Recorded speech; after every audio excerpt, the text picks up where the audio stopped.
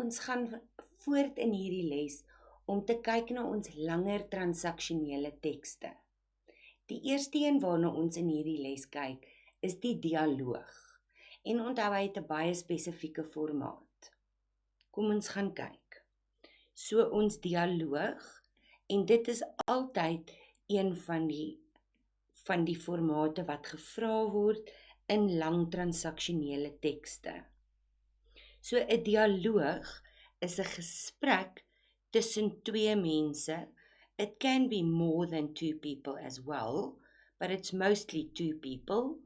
En dit is dan oor 'n spesifieke onderwerp, and the topic will be given to you in the question. Right, 'n gesprek is a conversation.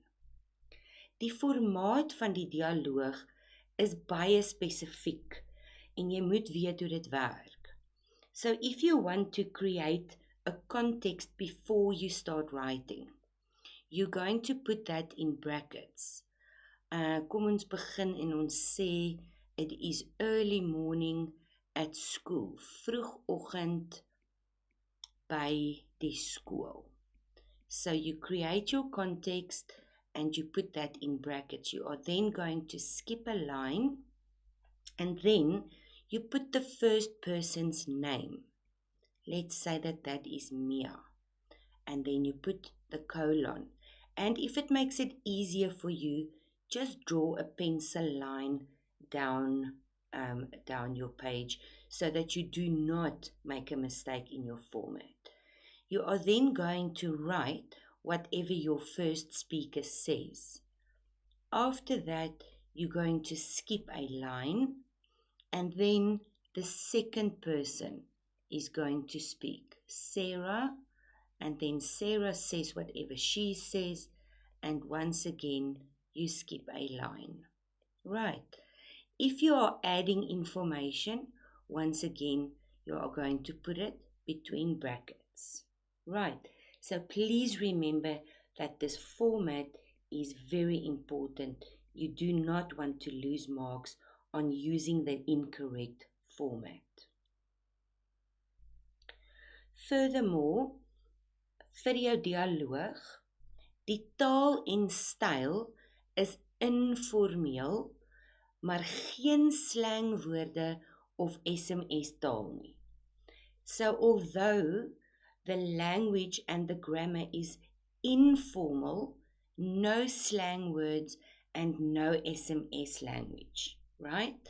So you are going to use personal pronouns, persoonlike voornaamwoorde,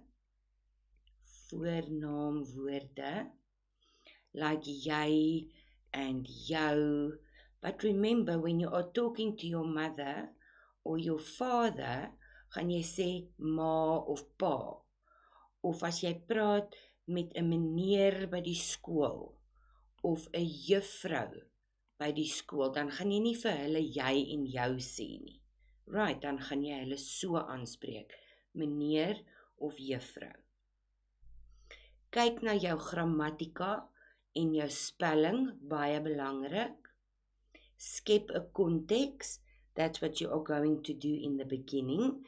You are going to create your context where this is happening, and this is based on your topic. And then the extra information that you add between brackets when you are writing your dialogue. Reg. The next one we are looking at is 'n onderhoud. En 'n onderhoud is an interview. And an interview is basically a dialogue, but it is a little bit more formal, right? So we're going to get into more detail now. Let's just look at the format once again. So the format is going to be exactly the same as for a dialogue. So you are going to have the first person that speaks, you're going to skip a line, and then the second person that speaks, right?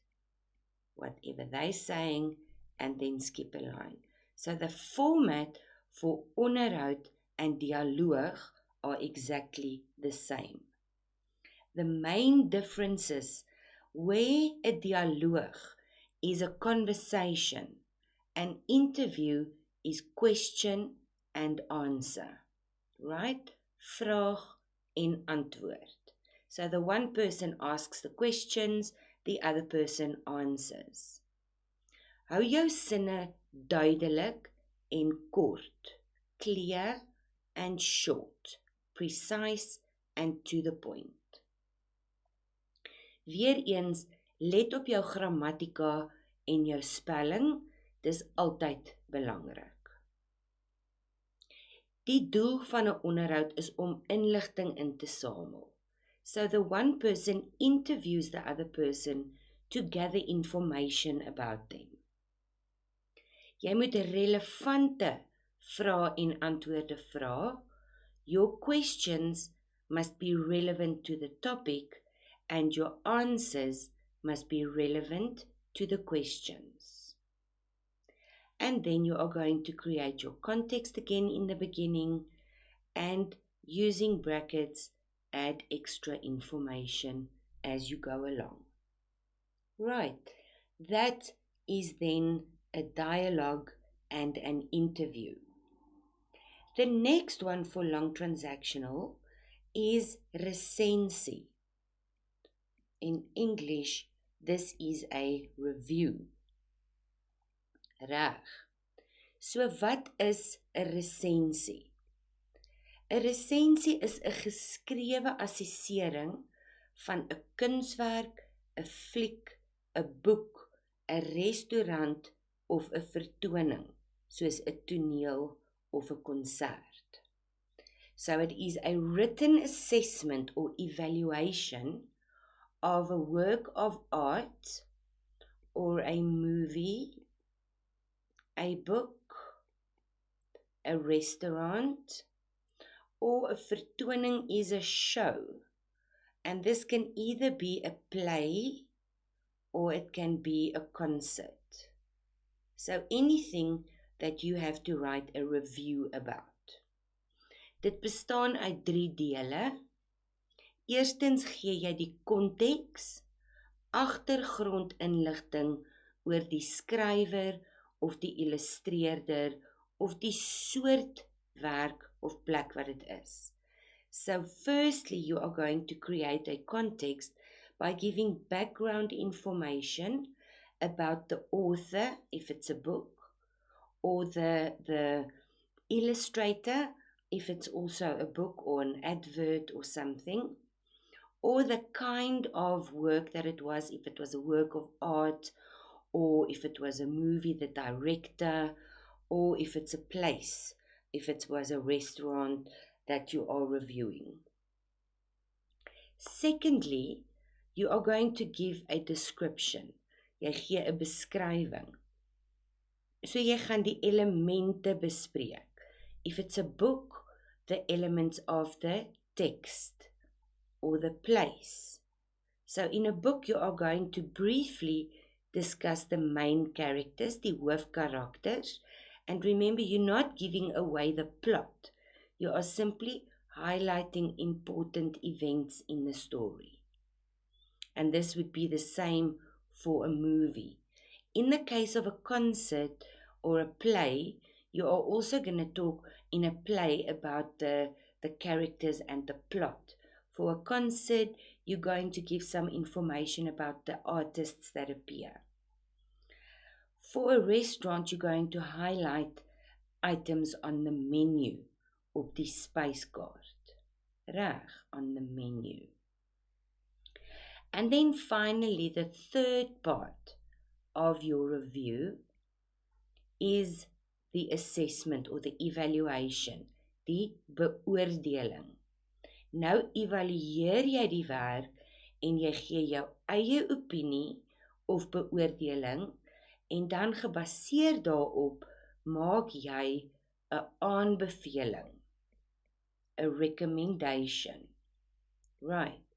So you are going to evaluate the work or the place. You're going to give your own opinion about it. And then you are going to evaluate. You're going to make a recommendation to other people.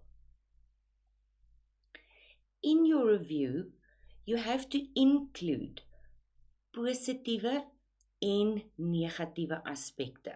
So the positives as well as the negatives.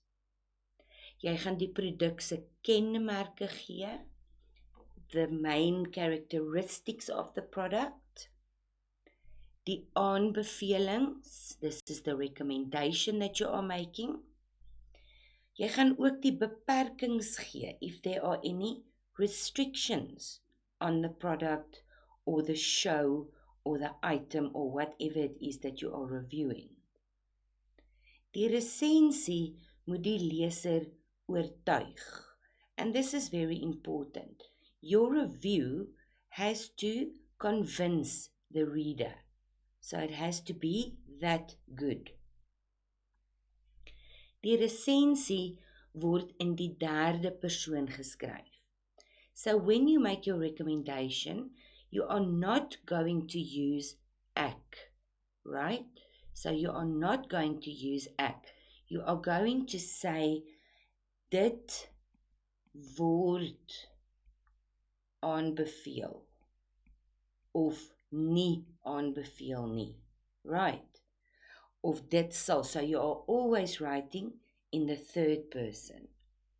And then you can either write in die teenwoordige tyd of in die verlede tyd.